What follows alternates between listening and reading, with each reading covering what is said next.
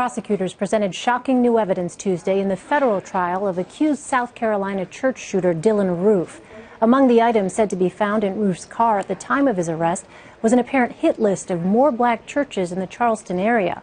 Last year's shooting left 9 black parishioners dead at their church's Bible study group. Mark Strassman is in Charleston. He's been following this trial from the beginning. Mark, what more can you tell us?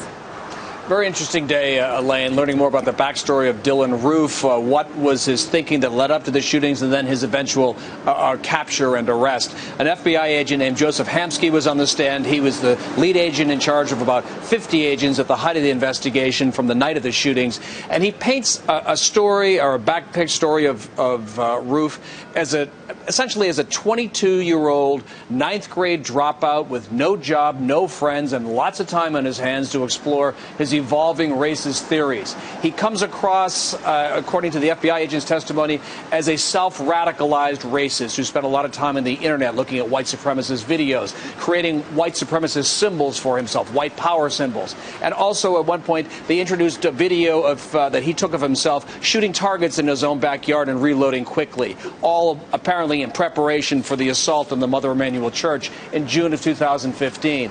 And then once the shootings happened and there was a rough description of Roof in his car, they put out the word that this is who they're looking for, and among the tipsters were Roof's father and sister, who were calling in trying to provide information to help in the arrest of Roof, which happened the very next morning when they tracked, using his debit card, they tracked him making a cash withdrawal and then buying some gas at about 6 o'clock in the morning, and he was caught several hours later.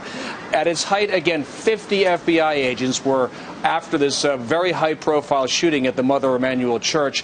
I can tell you this much, too, Elaine. What we now expect is that closing arguments will come as soon as Thursday. First, we're probably going to hear tomorrow from a woman named Polly Shepard. She will close out the government's case. She was one of the 3 survivors of that shooting. She will take the stand last to tell the jury what she experienced that night and also to close out the government's case with a maximum emotional impact. Today was about establishing the facts and the timeline of the case. Tomorrow is probably, assuming she takes the stand as expected, tomorrow's really going to be about the emotional wallop to give the jurors a sense of what a horrific event the shootings were in June of 2015. All Elaine? right. Mark Strassman, so disturbing to hear those details. Thank you so much.